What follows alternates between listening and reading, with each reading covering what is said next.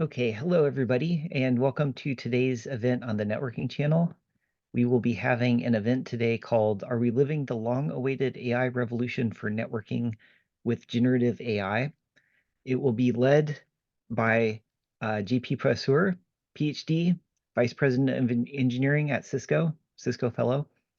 JP is somebody who is known in our community as somebody who is a visionary in the area of AI applied to systems and somebody who has made truly incredible impact on industry. Since joining Cisco in 1998, he has been working on a number of networking technologies, ranging from IP and MPLS to the Internet of Things, as a chief architect of Internet of Things, security and wireless networks, and more. From 1992 to 1998, he worked for service providers in large multi-protocol environments. He is an active member of the Internet Engineering Task Force with more than 35 IETF RFCs, and he's a co-inventor of more than 500 patents in the area of IP, MPLS, security, Internet of Things, and machine learning and analytics. So before we start, we just want to mention the networking channel is not just one talk, it is a series of talks that happens every 2 weeks. And in 2 weeks, we're going to have a talk on large language models for computer networking education. Can it be done? What are the challenges? And we invite you to attend that. So with that, we're going to start the event today. One of our goals is to keep things informal to make it easy for you all to join and guide the conversation towards your interests. So we would like to definitely encourage you to interact with JP. There is a button on the bottom of your screen for Zoom Q&A. Please enter your questions and thoughts there. You can also type in the chat. If you would like, you can enable closed captions so you can see what is being said transcribed in text on your screen. And I'll turn things over now to JP, who will be taking things from here. Thank you. All right. Thank you very much, Matt. As always, it's nothing but a pleasure to do that session with you. So what I'm going to do now is to share the slides, and hopefully you guys should be able to see the slides. Otherwise, please chime in. Again, don't hesitate to interrupt me. As Matt said, we tried to brainstorm in order to make it interactive. And so I just put together, something like 20 slides for the next 30 minutes, and then we're going to go with a Q&A. So never hesitate to interrupt me at any time should you need some clarification. And if you disagree with what I say, you're very welcome to say that as well. Okay, so I'm going to go very quickly through the journey we've been on for the past 12 years, just to give you some ideas on how we've been applying machine learning to the networking industry. That's going to give you some ideas on how one can use these technologies for better networks. So the first thing we started with at Cisco in 2010 was the use of machine learning for the Internet of Things. And the goal in this case was really to use ML to optimize routing at the edge of a network with a low power and lossy network such as IEEE 802.15.4. And so we wanted to see if ML could be used to do better optimized routing in a highly constrained environment. We also started to look at artificial neural nets to detect DDoS attacks, which are not brute force for the IoT.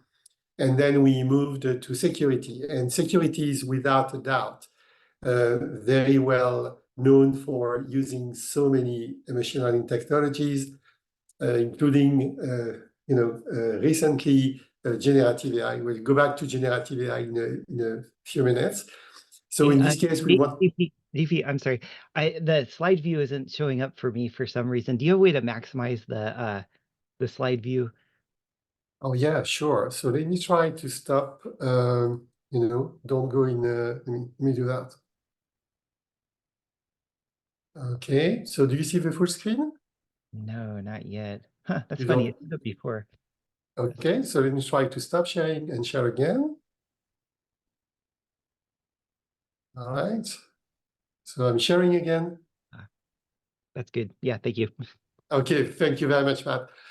So in this case, the idea was for zero-day attacks to use anomaly detection and models running on-premise at the edge of a network so that the model could start looking at, what is a normal activity, and when there is something abnormal, it could start raising some anomalies. So this is very much in line with unsupervised learning. And then at Cisco, we built up the cloud AI in 2016. I just want to mention a few applications, just to illustrate how one can use machine learning for Wi-Fi. As you know, Wi-Fi can be a fairly complex technology. And so you've got a lot of KPIs you may want to monitor.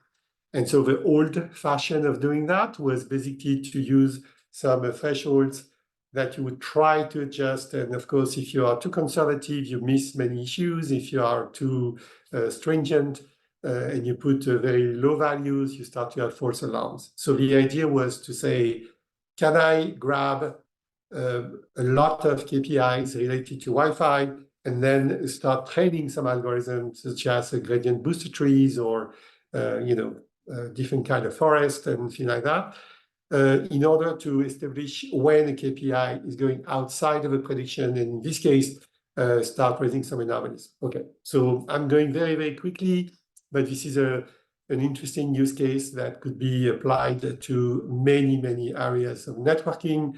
We used also machine learning to detect spoofing attacks. When you have a new device on the network that claims to be a camera, you can train neural networks on SVM, for example, to recognize the behavior of a camera. And then when the device connects to the network, we start looking at the behavior using IPFix, for example, NetFlow samples, and then we get a probability that indeed the device is a camera. And if it's not a camera or very unlikely to be a camera, it might be a spoofing attack.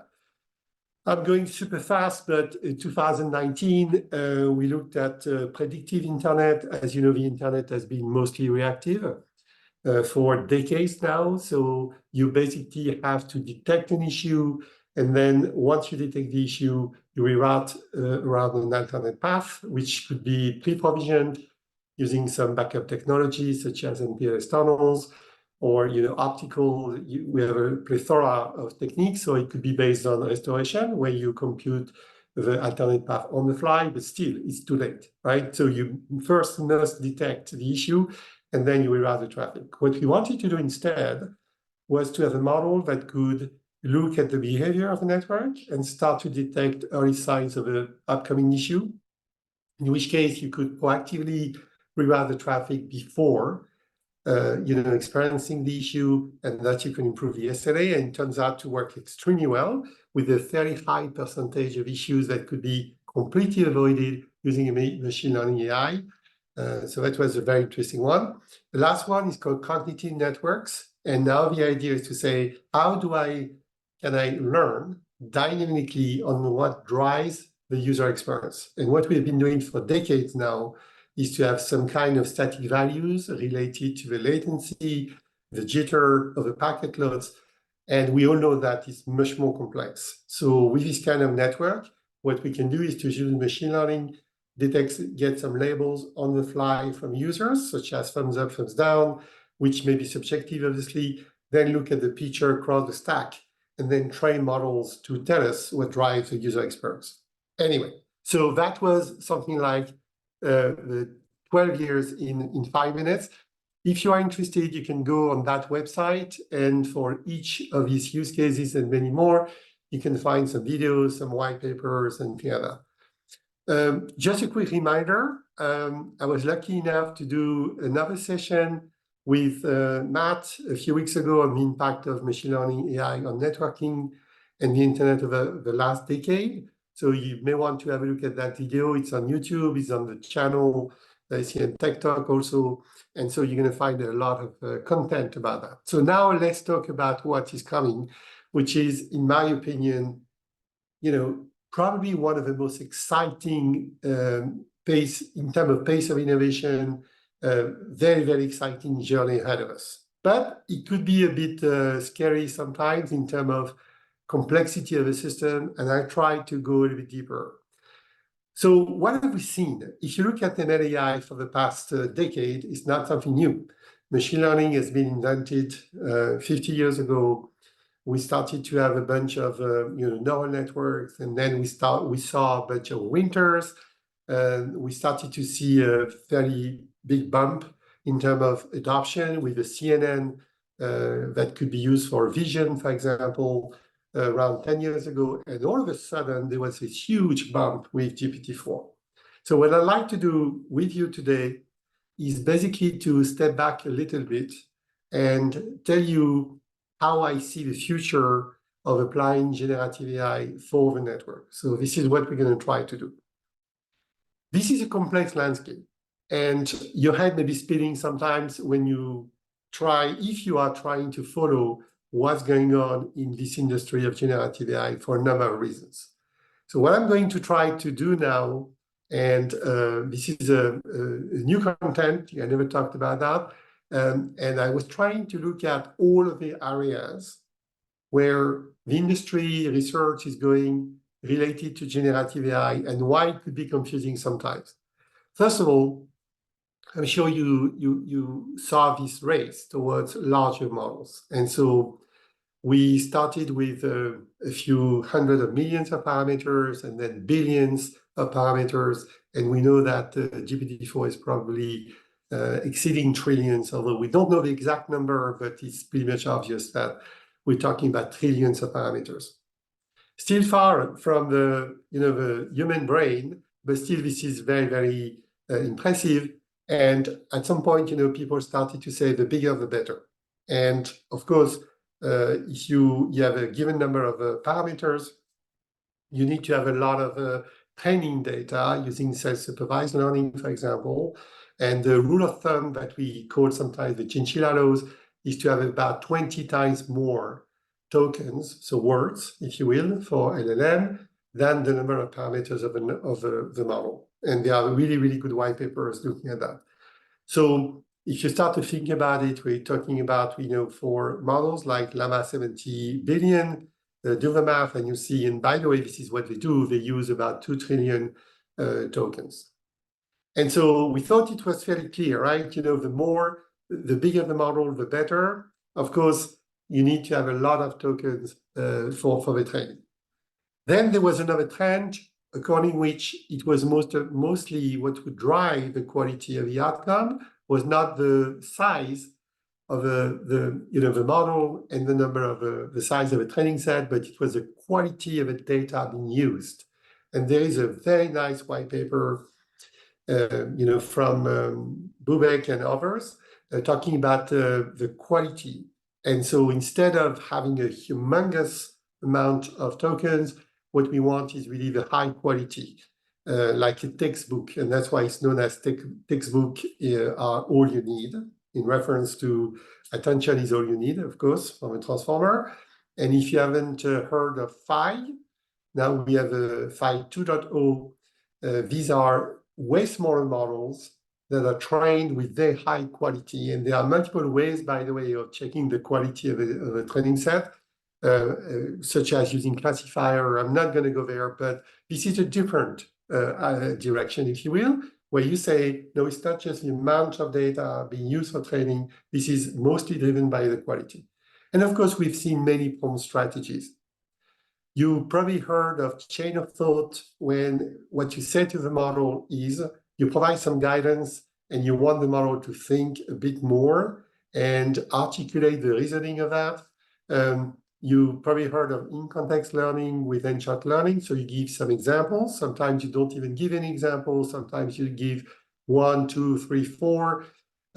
People started to think that when you provide a very big context window, it's better. But then we saw that when the context window is too broad, too wide, the model may be confused. And lately, you might have seen Gemini 1.5 and other models with like Claude with hundreds of thousands and millions of tokens, and they seem to be not lost when you have such a context as well. And there are many ways for the agent in terms of strategies like tree of thought, React, graph of thoughts, and things like that. Okay, and that's not it. We talked about knowledge distillation. So in this case, what you do, you may want, for example, when you do inference, you may want to use a smaller model. And in this case, the idea is basically to use a very large model that would be used as a teacher of a smaller model, which is known as the student model in this case, and you basically trying to replicate the behavior of a teacher. Okay, very interesting one, right? We started to see large multimodal models like Gemini is one of them, when in this case, instead of looking at the text, we may want to have the multimodals and so start looking at videos and different things like that. Okay, that's not it. People talked a little bit about interpretability. And what we mean by that is, can I expect to understand how such a complicated model managed to provide a given output? And so you may want to be able to interpret it. So there are multiple areas, such as mechanistic interpretability, monosemanticity. I'm not going to go there, but this is a very interesting area as well. We don't know, to be frank, whether we'll be able to explain that. And I'm not even sure that this is a desirable property. We could argue forever about the human brain. And I do believe that evolution did not force us to have to explain how we come up with a given outcome, a given output. And so that, we may not be able to always explain that. But anyway, you might have heard of a small language model. I mentioned about Phi, for example, is one of them. And so sometimes people think that instead of having a humongous big model, we may want to have smaller models that are specialized and fine-tuned for given tasks. And so is it better for a given task to use a huge model or multiple specialized model? It depends. That's not so easy. Synthetic data generation, very important as well. And you may want to use some data augmentation techniques. So when you have a set of a training set, you may want to tweak a little bit so that you can generate some synthetic data. And we know now that some models can be trained with a mix between your real data and live data, high quality, and some synthetic data as well. I'm personally super excited about new padding, such as bio-inspired. And Numenta is one of these companies who is looking at the heritage from what we understand from the brain in terms of sparsity. That could be very interesting. We've been talking about neuromorphic hardware that try to be as close as possible to the way the brain works. And there are multiple areas now, like world-based models, where you're trying to have a model that understands, if you will, the dynamics of the world. I'm not going to go there because it could take a long time. We have multiple training strategies. You guys probably heard of knowledge database and how we can encode, if you will, into high-dimensional space, like ADA2. We're talking about more than 1,500 dimensions. And how you can encode, if you will, an object as a vector in such a high-dimensional embeddings as well. There are multiple RAG strategies, and you probably know what RAG is about. This is really how you retrieve some information on the fly. When you ask a question to a large language model, there are many ways of retrieving the information. And I can tell you this is driving the overall efficacy big time. Okay, so I'm going a little bit faster. Mixture of experts is also something interesting. This is a different ways of using these kind of models when you have specialized models, and if you will, each model the data could be routed through a given expert, and so this way you can achieve way better performance. Mixtral is a very good example of that. Okay, so now your head must be spinning a little bit. What am I trying to do? I'm trying to show you that thanks to open innovation and the number of areas and the excitement around generative AI, there's not a single week or probably maybe days where we don't see a new area of research with new outcomes. But of course, when you work in the industry and you want to build a system, you need to look at that you need to look at the dynamics, and you need to make choices as well. Okay, so we all remember this is a networking channel, and we love networks. So we're going to go back to networking very, very quickly. What I wanted to show you is I'll give you an example. I'm not talking about a Cisco product commercially available, but I wanted to show you what is doable today if you want to use generative AI in terms of architecture, and I'll show you a demo in a few minutes. So in this case, this is a very simple schema. So if you haven't worked on generative AI, you may say, whoa, it doesn't look like something simple. It's not that complicated. So let me try to decipher a little bit what's going on there. So the demo that I'm going to show you, and consider it as a proof of concept and not in any way a final product, is basically a situation where you have a user, and the user wants to ask a question to the network. And the question could be fairly simple, or it could be fairly complex. And what you would like to do is that, in contrast with existing approach, where basically you have a question, you want to solve it, what you do, you use a plethora of tools, networking tools. You retrieve some information using some APIs, you try to gather the data, you do your troubleshooting, for example, and then you aggregate this data and you come up with an answer. That's not what we're trying to do in this case. What we want to do instead is to ask a question to an agent, and we want the agent to perform the task by itself. So this agent has got access to APIs. So you can imagine that you have multiple controllers, a controller for Wi-Fi, a controller for the WAN, for the internet, for 5G, and whatever you can think of. You interact with the controller using some APIs. You've got a local memory. This local memory is where you store multiple things, if you will, some information about the documentation. It could be a recipe. It could be memory of strategies that worked in the past, you name it, right? So this is really your local memory. And then you relay your task to LLMs, because there might be multiple LLMs. So you may decide that one of the LLM can be used to put a plan together of what you want to do. Some people may argue that LLM cannot do any plan, it can do, this sort of things, but I'm not going to go in this debate now. And basically what you do, you format the question, possibly differently. You provide a lot of relevant feedback to the LLM, and you basically say, here is the original question. I'm going to give you relevant information to solve a task, and I want you now to tell me what to do with that. So what is extremely important is, upon receiving the question, you may want to retrieve on the fly the relevant information. And when you have a massive amount of data, this task according which you retrieve relevant information before going to the LLM, which is known as a RAG, is extremely crucial, and that's not something easy to tune. And then you've got some potential back and forth between multiple LLMs. You may have an agent that is trying to put together a plan, another one responsible for writing code. Then the code could be run against the API so that you retrieve the right data. Then you do some math and processing, and you may have an LLM specialized in code writing. You may have another LLM specialized in math, another one that is capable of plotting things and stuff like that.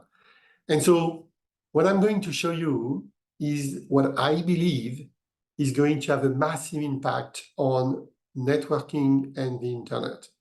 Because now, instead of having to go through very cumbersome set of tasks, if you will, to do performance analysis, trending, troubleshooting, you may want to have agents that work together, have access to the data, and do the work for you. So I know that sounds almost too nice to be true, but I absolutely believe that this is what we are going to see pretty quickly.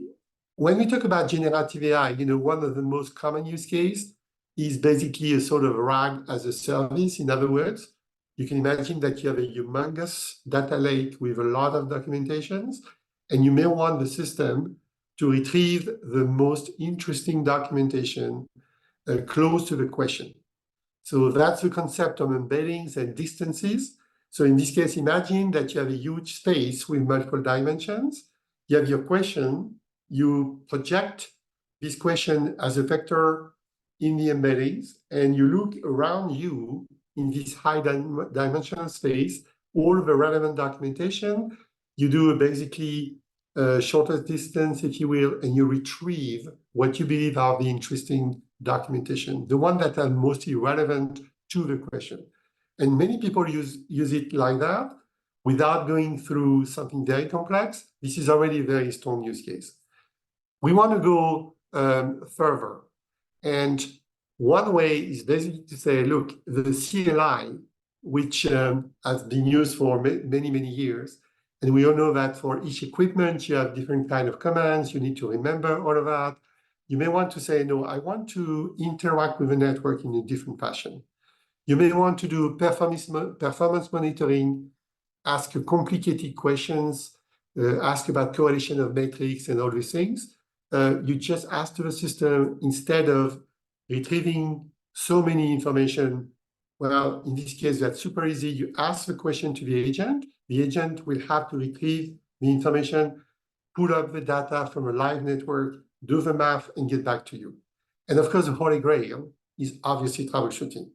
You ask a complex question and you expect the network, you expect the agent, the generative AI-based agent or system, to be able to solve the problem for you and say, okay, this is the issue that you have. I can tell you what is the root cause, and after doing many, many subtasks.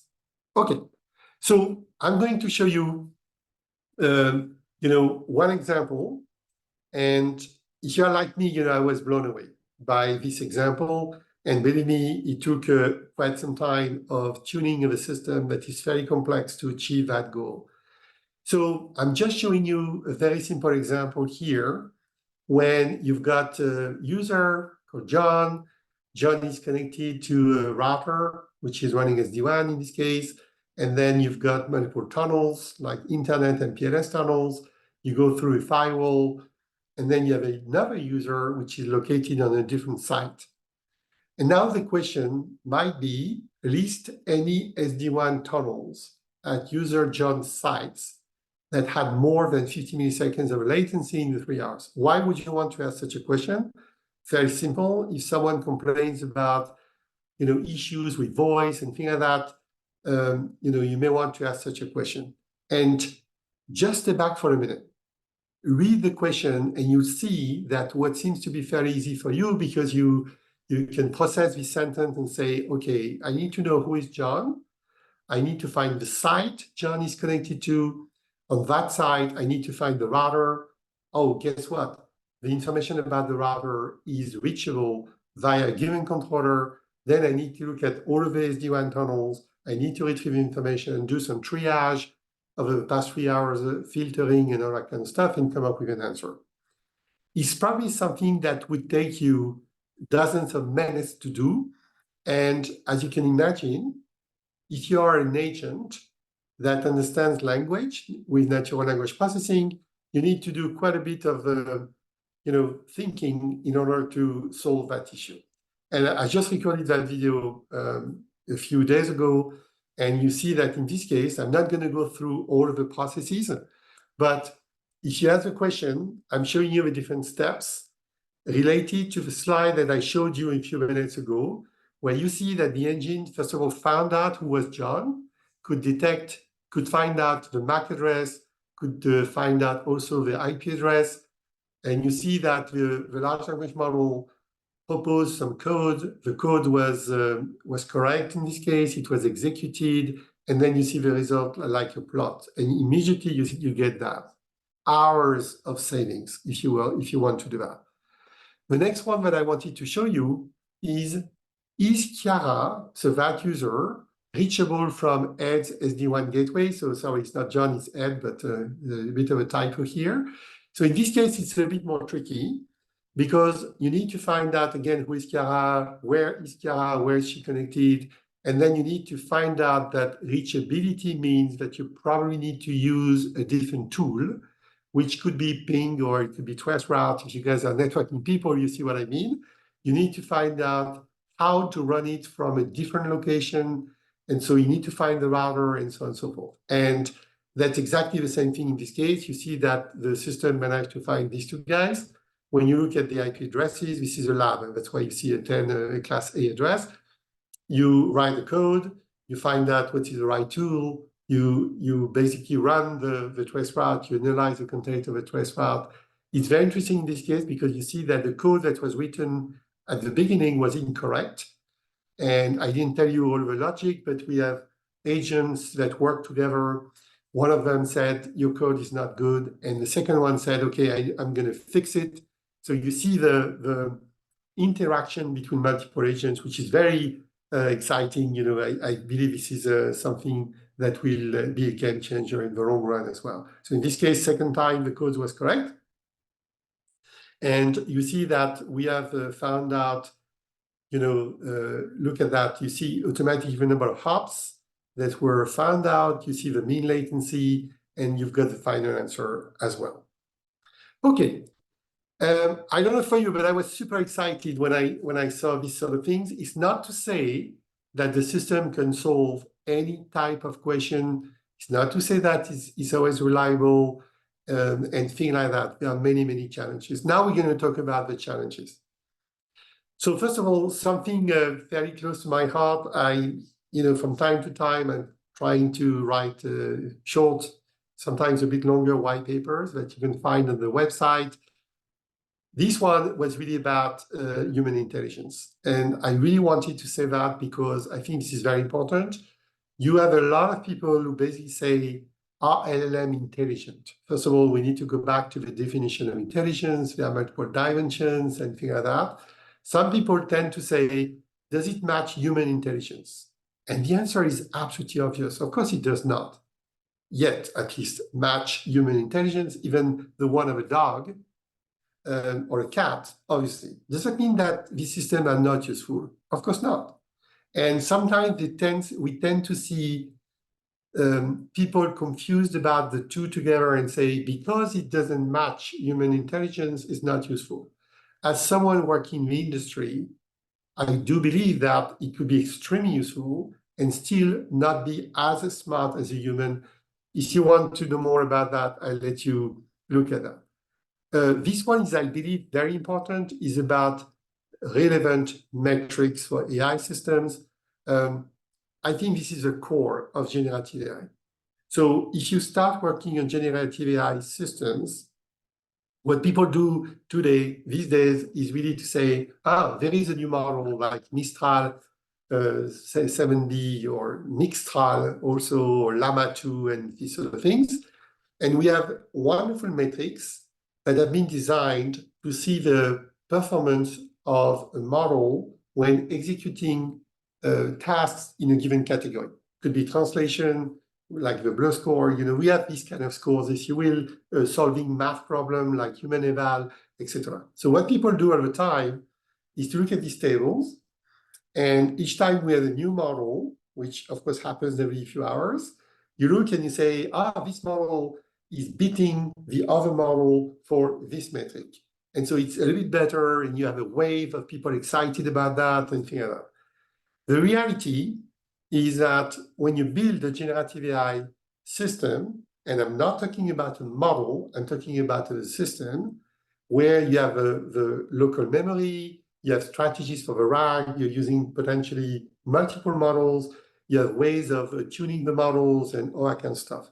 What you want to do is to evaluate the efficacy of the system, and that's the bad news. There are interdependency between all these components, and that's one of the challenges with LLM, which is that sometimes it's very hard to interpret, and when you change one component, you have an impact on the overall efficacy.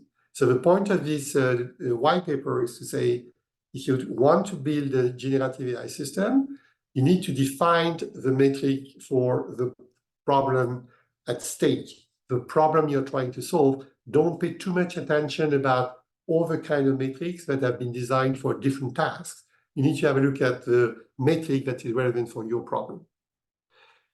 Okay, there are many challenges. Does that mean that they are not usable for existing applications? Of course not. On the contrary, you can absolutely use generative AI for a lot of things today. But of course, there are challenges we need to be aware of, like reliability. That's probably the biggest challenge to me. and what people call hallucination, which is not really hallucination because that's for vision, but is basically when the model is making up things, and there are many strategies to mitigate that, but it's still an issue. Especially when you write it for industrial application, you want to make sure that the reliability is good enough. We talked a little bit about interpretability. I'm not sure this is going to be a big issue, except that you may want to have a way to check that there are no biases for regulation. So there are areas where you want to do interpretability. The performance matrix, we talked about that. Power consumption is a big deal. I'm not going to talk too much about catastrophic forgetting, but it is an issue.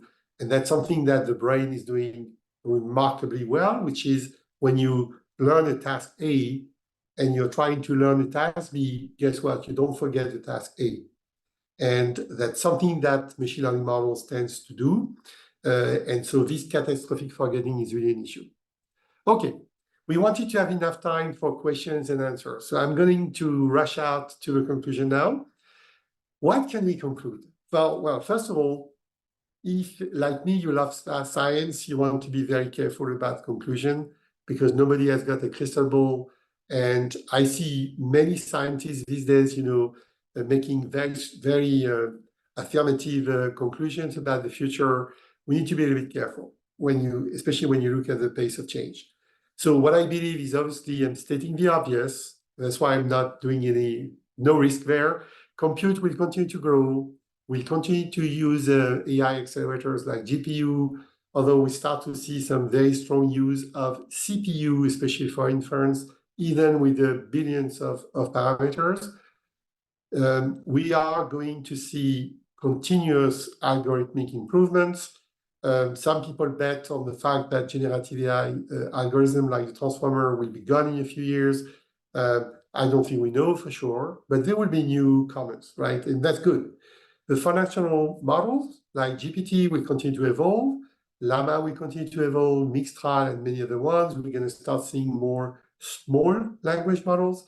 I absolutely believe that we start to see model personalization, which is kind of cool because the model will adapt to you, which is kind of cool, but there's no hope for simpler architectures. They are fairly complex. There are also many promising areas. Collaborative agents, personally, this is my own opinion, we are going to see systems with multiple agents working together. And the example that I gave you a few minutes ago is one of these examples. You see that you have one agent writing some code, another agent trying to fix the code of the first one. Yes, it is going to come. We do see many kind of approaches about reasoning and planning. Some people believe that LLM may be able to do planning. Other people do believe that we need to have completely different approaches. It's difficult to say. Personally, I also strongly believe in reinforcement learning and meta learning, but these are very promising areas. Continuous learning. We know that the brain, when you're learning something new, you don't do a back prop on the neural network all the time. You would be exhausted otherwise. And some people believe that the synaptic strength is being adjusted when there is a surprise between what has been seen and what was predicted by the brain, and this is when we update the weight. That's not at all how we're training large language models, for example. Okay, there are challenges. None of them seems to be unsurmountable, but reliability, we talked a little bit about reliability, transparency may be required. What I mean by transparency is the ability for a model to say, look, I don't know. I'm not going to make things up, but I don't know. The issue is how do you know when you don't know? And that's not an issue that is specific to machines, by the way. Power consumption is a big deal. So there are many ways to improve power consumption during training using incremental fine-tuning, SFT, for example, with LoRa Plus, using smaller models that tends to be super efficient as well. We may want to be more bio-inspired with computing, new kind of compute, if you will, and neuromorphic as well, as I said before. And there are question marks, obviously. So can we extend the scope of LLMs? and start to do this kind of prediction like time series. I do believe that classic ML is still doing a great job in many areas. Are we going to see more large models, very general, as opposed to more specialized? Do we need new type of architecture for learning as well? What is the role of transparency, things like that. So I would probably say, to finish, that over the next few months and years, I don't see any reason why the innovation is going to slow down. I think that these 4 blocks will be fine-tuned, but should be very much relevant for an upcoming future. And I cannot be more excited about what's going on, because I do see many, many examples where classic ML and generative AI will help us build a better network. But now is the time maybe to take some questions. And I'm sure, Matt, you may want to make some comments as well. Yeah, thank you very much, JP. That was a really great talk. And to the audience, if you'd like to ask questions, you can do so via the Q&A feature at the bottom of your screen. We're getting some questions already. I think we'll start with a question related to the types of AI that you've been discussing. There's lots of different types of AI out there. There's a question of, how do we apply them to networks? Which ones do we apply? Do you think you could talk about, compare a bit these different kinds of AI? Like there's generative AI, there's kind of more classic machine learning. How would you compare generative AI to classic machine learning in terms of what they could do or when you use them or anything Yeah. along those lines? Yeah. Yeah, this is a very, very good point, Matt. So first of all, we have seen many, many publications around generative AI because that's the new thing. And people tend to forget sometimes that the classic machine learning algorithm still do a great job. So for example, if you're looking at anomaly detection, what I mentioned about Wi-Fi, right? And you want to see when a KPI is going complete, start to see an issue, an outlier, or you see a new behavior on the network, and you believe that there is an attack happening now, for example. There's a plethora of algorithms that do a great job at anomaly detection, and we start to see this kind of algorithm used for Wi-Fi and optical networks and all the areas of networking. And I think they're going to be there to stay. Time series forecasting, that's the same thing.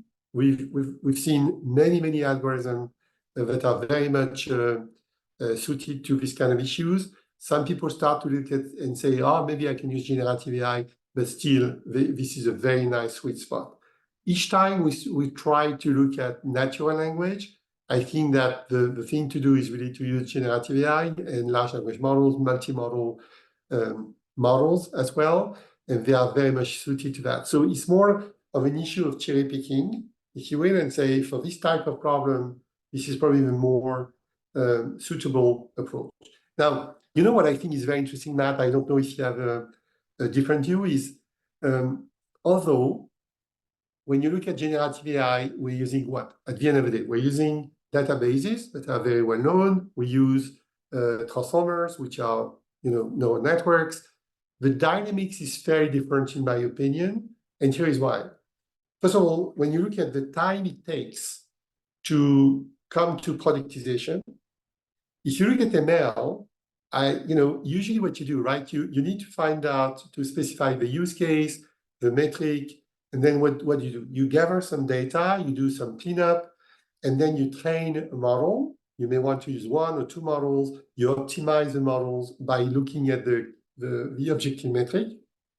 And then at some point, when you're happy with the efficacy, you just ship it.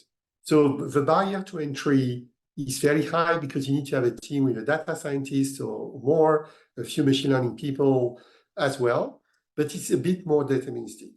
When you look at generative AI, it's probably something for which you can build a proof of concept extremely quickly because you can rely on some APIs that will that are very easy to use, and you provide you can use I'm not going to mention too many tools here, but LangChain, for example, very popular.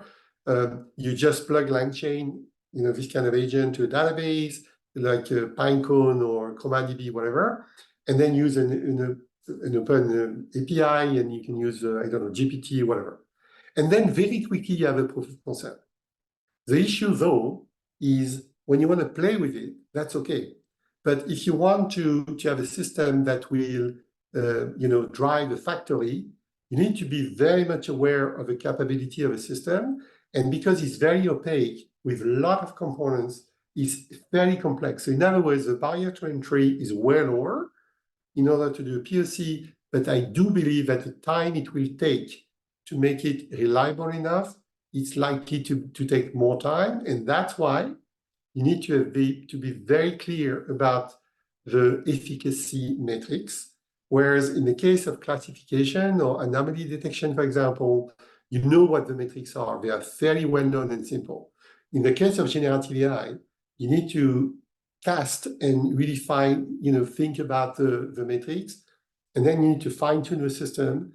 And so they are very different beasts, I believe, somehow. And in the blog, I'm trying to detail, how they differ from each other in terms of how easy it is, to have a very quickly proof of concept, the number of components, the number of dimensions, the type of security issues. So there are many, many aspects to have a look at. So generative AI is making use of well-known technical components, but when you build a system, I think this is very different, and both will be living together, I believe. Yeah, thank you. That's a wonderful answer. There's a few other questions kind of related to maybe downsides of generative AI. Can we ask you what do you feel is the Achilles heel of generative AI? Are there kind of mistakes that people make when they apply these sorts of technologies? Do you have any thoughts along those lines? Yeah. It's a very good question. That I think that the biggest one, to me at least, is really about reliability. And the reason is very simple to explain, is that the objective of this kind of model is really to do next token prediction. And because they are highly probabilistic, the system may start to generate answers that do not make any sense. And we need to be more careful about how we define make sense, but you can easily come up with a system that is providing an answer. So there are multiple ways of improving reliability. For example, you may say, first of all, I want to tune the system to be as deterministic as possible. When I'm asking a question, I will do an ensemble strategy, and I'm going to ask the same question to multiple LLMs. This way you do some comparison, you can do some fact checking. There are many techniques to mitigate the issue of reliability, but people tend to overlook the importance of being able to assess scientifically what is reliability. And if this is an assistant and you want to use it for weather forecasting, or I don't know, something, your vacation, it's probably okay. But otherwise, I think this is one of the biggest problems, I believe, is really the reliability. And we know that power consumption, we need to find to solve that issue in the long term, because now it's like free lunch for everybody, right? Everybody's using it, but there is a big cost associated to that. So, but I'm very hopeful that we start to see some solutions to both of these problems. That's great. Yeah, thank you. There's also a few audience questions related to energy efficiency. Do you have any thoughts related to the energy efficiency of these models? Do they require large amounts of energy to run? Is a question. Another kind of related question is, can these techniques be used to improve energy efficiency of networks? There's also a question related to specifically wireless sensor networks where energy may be constrained. Do you think large language models, for example, or generative AI have a place in wireless sensor networks? I don't know if you have any thoughts along any of those lines. Oh, yeah, totally. So on the power, efficacy, first of all, I think people started by saying, okay, we'll see in a second step, but I want to see what such a system can do for me. And then, of course, we start to see many, many optimization techniques. For example, for inference, we know that people, they start to, well, they don't start. They've been using CPUs in terms of GPUs. And so GPUs and sometimes what we call AI accelerators, they are very much needed when you want to train.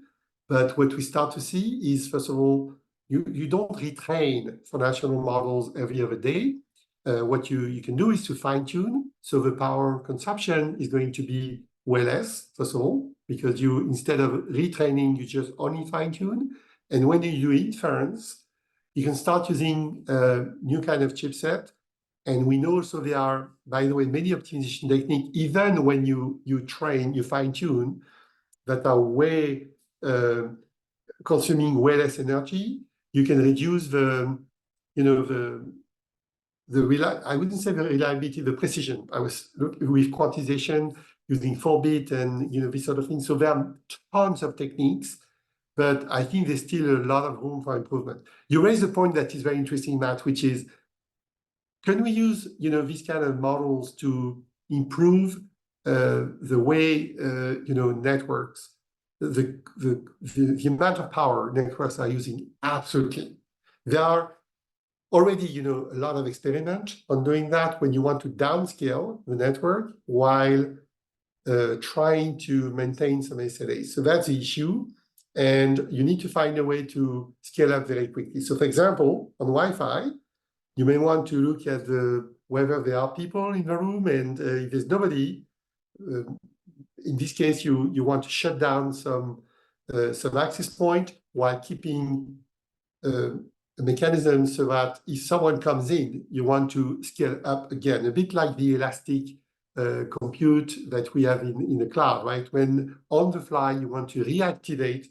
But yes, there are many areas like that. On the hardware side, in terms of power consumption, for example, at Cisco, we have a Silicon One. Silicon One is the latest and greatest chipset that is consuming way less energy than before. But I think that this is complementary to a control plane that is going to be less greedy and will downscale the network when resources are not needed. And that could be coupled with forecasting algorithms. So you know when you need to downscale, when you need to upscale, in addition to this kind of on-the-fly mechanism to bring up new resources. So yeah, there are many ways of optimizing the network thanks to LLMs and machine learning models. Absolutely. Okay, thank you. And then, so we have a lot of students on the call who may be interested to think of research projects to work on. And so we wanted to ask you, what do you see are the big unsolved problems in applying generative AI to networks? Do you kind of foresee any interesting areas to work on or any key unsolved challenges? Do you see any kind of low-hanging fruits that may be good to work on? Do you have any thoughts Yeah, along those lines? I'm sure, Matt, you have a lot of thoughts because you are also a very deep expert in this area and a very well-known professor in academia. There's one thing that I would say, I don't know, Matt, if you agree with me, but I wish I was 30 years younger, starting my PhD these days, because years ago, right, you had to scratch your head to find a very good topic. But these days, I mean, there are so many areas where you guys can apply, where you can start brainstorming about new topics. So I'm going to list a few, right, totally randomly. One is, do we need to be more bio-inspired? Look at the brain, 85, something like that, billions of neurons, glia cells, it's about the same number, except for Einstein, he had more. But otherwise, it's about that number. And it's about 25 watts. Step back for a minute. And still, you can do absolutely amazing things that we can't even do today with digital computers. So try to look in this area. Second one is the science of learning. I'm super excited about that. What do I mean by the science of learning? For example, if you look at reinforcement learning, very powerful. But sometimes you may have to show a lot of examples of issues before the system can learn. We know that the brain is capable of having some kind of generic algorithm to learn. And I think that the meta learning is called sometimes very, very important. Do we need to have systems that learn from mistake? I'm a strong believer in making mistakes because that's the only way to learn very quickly. Do we need to have this kind of mechanism as well for digital systems? What about neuromorphic? Do you want to work on new generation of chipset that will communicate between the neurons using some digital analog computing is also a very interesting area. I believe multi-agent system. Do we need at some point to have collaborative, communication between multiple processes that together will try to improve a global system? I could go on and on. I'm sure, Matt, you can easily come up with a dozen of examples yourself. No? What do you think? Yeah, I think so. It just seems like such an interesting space to work on, and Right. trying to figure out how all these techniques work. Um, Yeah. Hey, can we ask you another question? And maybe kind of the flip side of that last question related to, do you have any thoughts on what professors or academics should be teaching students? Your company hires so many students and gives them such amazing careers, and but are universities doing the right thing? Are we still teaching students the right concepts? Are there classes you would add to our curriculum? What sort of skills would you like to see networking and system students learn to be competitive in a generative AI world? Do you have any thoughts Yeah. along those lines? Yeah, thank you for this question, Matt, because this is really a question, something very close to my heart, because I think that we need to do a better job at improving the collaboration between the world of academia and industry, and we need you. I mean, this is a given.